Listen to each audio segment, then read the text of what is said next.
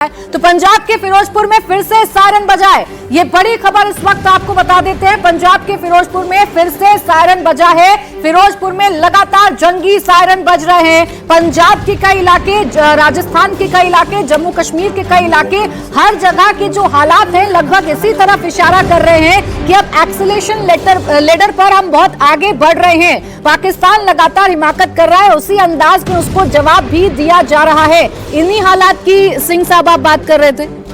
सच्ची मैं वही कह रहा था, एस्केलेशन हो रहा है, हम देख रहे हैं, वार्निंग्स आ रही हैं, बॉर्डर पे लोग परेशान हैं, सही है, लेकिन अभी हम इसको नेक्स्ट लेवल पे ले जाके हम चाह रहे हैं कि इसको कुछ अंजाम दें, किस तरह हम इसको कंट्रोल करें ताकि हम जो चाह रहे हैं, वही हम डिस्कशन कर रहे थे कि हमारी स्ट्रैटेजी क्या है, हम टेररिज्म खत्म कैसे करना चाह रहे हैं। क्या हम आर्मी के जब चीफ उनके सरेंडर करेंगे या उनको खात्मा करके हम करना चाह रहे हैं, यही जनरल दत्ता साहब भी बता रहे थे। बट मेरा एक और विचार है कि आप एक देश को इस धरती से गायब करना ये मे बी इतना मुमकिन कार्य ना हो। इसको हमें इंटरनेशनल प्रेशर से, इंटरनेशनल कंसेंसस से, एक आर्थिक दबाव बना के, एक विश्व के सारे देशों का दबाव बना के ही उस देश को लाइन में लेके चलना पड़ेगा। ये मेरा मानना है। कोशिश कर रहे हैं कूटनीतिक तौर पर। हमने जैसे ही 7 मई का अटैक किया है, उसके बाद एनएसए अजीत डोभाल ने ये जानकारी दी है, चाहे अमेरिका को दी हो, ब्रिटेन को दी हो, यूएई को दी हो, सऊदी अरेबिया को दी हो, रशिया को दी हो। ये हम कूटनीतिक स्तर पर ये प्रयास हमारा लगातार जारी है। लेकिन जो मौजूदा परिस्थिति है, अगर वहां पर आतंकवादी आकर हमारे सिविलियंस को टारगेट करेंगे, अगर पाकिस्तानी आर्मी, यहां से हमने आतंकवादी अड्डों को निस्तो नाबूद किया, वहां से पाकिस्तानी आर्मी इसके जवाब में अगर हमारे एयरफोर्स स्टेशंस को निशाना बनाने की कोशिश करेगी, हमें जवाब देना पड़ेगा। हम ये कहते हैं कि हमें जंग नहीं चाहिए, लेकिन अगर वॉर इनएविटेबल है तो हम वॉर करेंगे, और जैसा पाकिस्तान चाहता है हम फिर उसी तरीके से जवाब देंगे। पाकिस्तान के 6 जो कुल 16 बहल साहब मैं सही कह रही हूँ, तो कुल 16 उनके एयरबेस है, उनमें से 6 को हमने टारगेट किया और 6 को हमने हिट किया है। 2 की तस्वीरें हमने साथ रखी सबूतों के साथ। बिल्कुल सही कह रहे हैं आप। और जो सबसे एक अहम बेस था, हालांकि वहां पे सिर्फ ट्रांसपोर्ट एयरक्राफ्ट है, नूर एयरबेस, जो कि उनका रावलपिंडी के अंदर जनरल हेडक्वार्टर्स, जो आर्मी जनरल हेडक्वार्टर्स के पास, ये टोटल मैसेज था मुनीर को, आसिम मुनीर को, कि देखो चाहते तो हम तुमको नॉक ऑफ कर सकते थे, और ये मैसेज बहुत क्लियर गया उसके बाद। ना दूसरी चीज जो है, बाकी जितने बेसेस हैं वहां पे, सारे की बेसेस पे, चाहे वो रेडार्स हैं, चाहे उनके ड्रोन वाले बेस हैं, चाहे मिसाइल बेसेस हैं, इंक्लूडिंग सरगोदा तक हमने हमला किया है, सक्कर का रेडार उड़ा दिया है। ये कभी नहीं हुआ कि इतने बड़े एक्शन हमने पार्टिसिपेटिव, जो एस्केलेटरी स्टेज पे अभी हम हैं, अभी हम फुल फ्लैश वॉर पे नहीं है, लेकिन उससे पहले ही हमने उनकी डिग्रेडेशन शुरू कर दी है, उनकी कैपेबिलिटी और उनके जो आर्म्स और एम्युनिशन वो इस्तेमाल कर रहे हैं, जो कि उनके पास वैसे ही कम है। तो सोचिए कि उनका क्या हाल होने वाला है। अब समझ में आ रहा है ना कि रात को 3:14 पर पाकिस्तान को क्यों प्रेस कॉन्फ्रेंस करनी पड़ गई, उनके डीजी ISPR को क्यों मीडिया के सामने आना पड़ गया। वो तो 3 की बात कर रहे थे, लेकिन यहाँ तो 6 एयरबेस हैं जिस पर भारत ने नुकसान पहुंचाया है, जिसको भारत ने टारगेट किया है।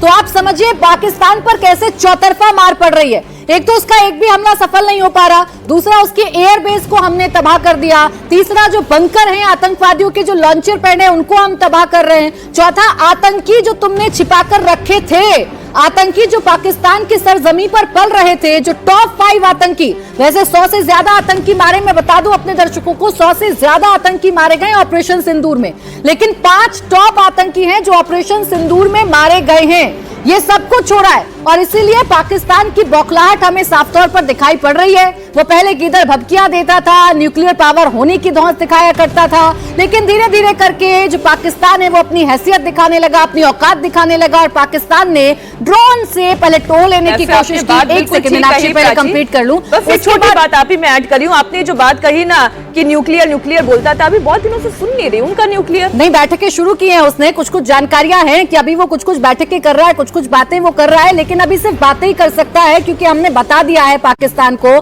कि तुम क्या कर सकते हो और तुम क्या नहीं कर सकते हो। तुम कम से कम भारत से पंगा तो नहीं ले सकते हो, तुम्हें चाहे जिसका भी सपोर्ट हो, तुम चाहे जहां से भी हथियार मांग कर ले आओ, लेकिन तुम्हें हमारा नुकसान नहीं कर सकते हो। ये तो पाकिस्तान को बता दिया है। मुरीदे जो चकवाल में है, रफीकी शोरकोट में है, पंजाब प्रांत का हिस्सा है, चकलाला जो नूर खान जैसा सर ने बताया वो एयरबेस, चुनियान, रहमियार खान और सुकूर ये एयरबेस हैं जिनको ध्वस्त कर दिया गया है। इसके अलावा सियालकोट का जो एविएशन बेस है उसे भी ध्वस्त कर दिया गया है। पसूर में रडार को नुकसान पहुंचाया है। तो ये नुकसान आज दिन भर पाकिस्तान का हो चुका है, कल रात से पाकिस्तान का हो रहा है, उसके बाद भी पाकिस्तान नहीं समझ पा रहा है। अब आज से अभी की जो स्थिति है, जो बैठकें चल रही हैं सिन्हा सर, उसके बाद आज रात क्या होने वाला है पाकिस्तान के लिए? आज की रात कितनी भारी पड़ने वाली है सिन्हा सर? सर आप बात रखिएगा, मैं 2-3 इंफॉर्मेशन पहले आंसर आ जाए मेरे सवाल का। बोले सिन्हा सर। देखिए, एक कंफर्म है, आप कर पाएंगी,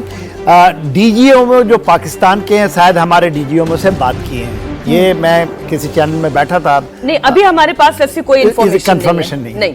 तो कोई बातचीत हो सकता है कि ये चैनलों की बात हो। तो यदि वो उन्होंने बात की, यदि मैं बोल रहा हूँ, तो देखिए एक थोड़ा सा उनकी तरफ से तो नरमी आई हो, क्योंकि उनको एक समझ में तो आ गया है कि हमारा चलेगा नहीं।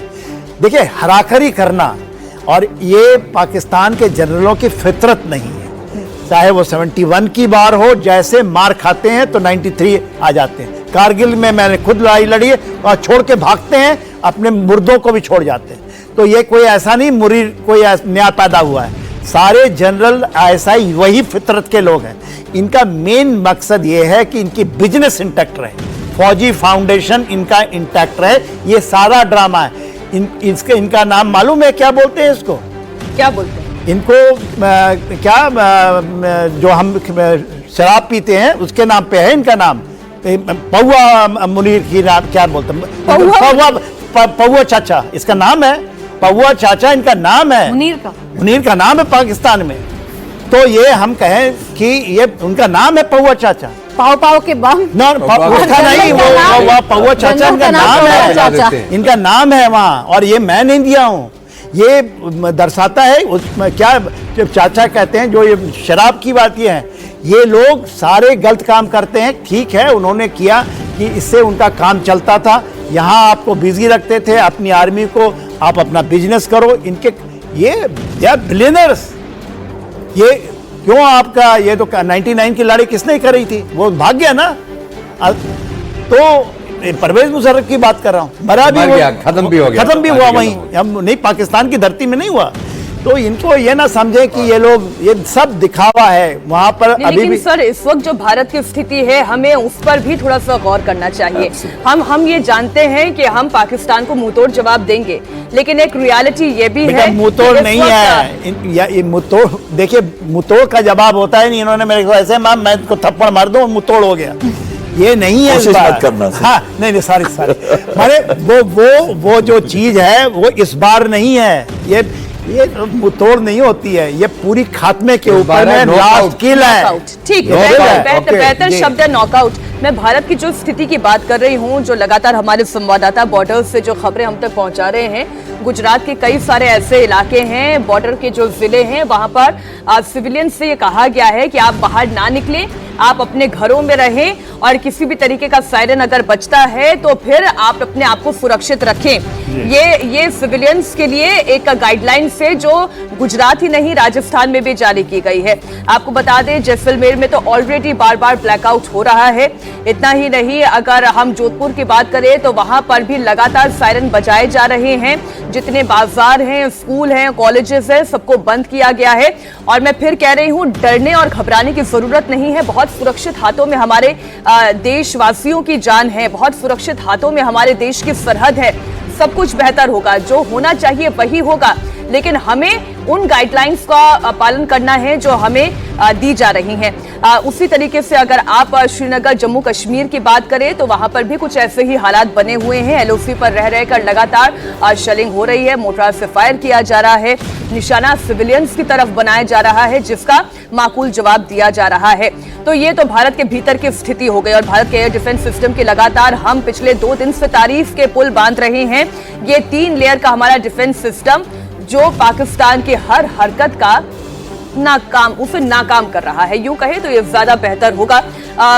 दत्ता साहब, आपने ये कहा कि नॉकआउट, फाइनल नॉकआउट, लेकिन अभी भी भारत ये चाहता है, भारत के स्टेटमेंट को हमें गौर करना चाहिए जब कर्नल कुरैशी ये कहती हैं कि पाकिस्तान को पहले समझना होगा कि क्या वो शांति चाहता है।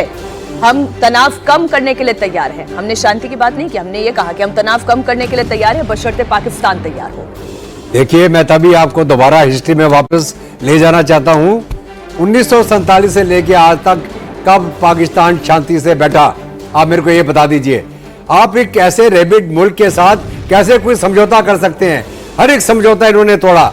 वो सिंधु जल ट्रीटी हम ही है एक जो देश जो आज तक चला रहा था, जिसको हमने अभी हेल्ड इन अबेंस किया है। भारत ने हम हर एक समझौते को ऑनर किया, इन्होंने किसी समझौते को ऑनर नहीं किया। तो मेरा कहने का मतलब है कि आप ट्रैक रिकॉर्ड देखिए एक मुल्क का, एक देश का, जिसकी सरकार, जिसकी लगातार एक ही जो उनका मुद्दा है, एक एम है कि वो भारत के साथ कभी भी दोस्ताना ताल्लुकात नहीं रख सकते हैं। वो आप क्यों घड़ी घड़ी हाथ बढ़ा रहे हैं उनकी तरफ? आप भूल जाइए और आप इस देश को ऐसा नॉकआउट मारिए। अभी मौका है। बलूचिस्तान, खैबर पख्तूनख्वा, सिंध, और ये जो पंजाबी मुसलमान रह जाएगा, पंजाबी मुसलमान एक ही लैंग्वेज समझता है, वो उठे तो एक रैपट घुमा के मारो तब वो कहता है भाई साहब मुझे माफ कर दो। अगर आप बोले छोटा मोटा अरे तू मान जाओ, कहता मैं क्यों मानना, मैं पंजाबी बोल रहा हूं आपके सामने। जो पंजाबी है वो समझ जाएंगे। पंजाबी मुसलमान एक ही भाषा समझता है। रैपट मारो, किक मारो और सीधा इसके पेट में किक मार के इसको बिठा दो।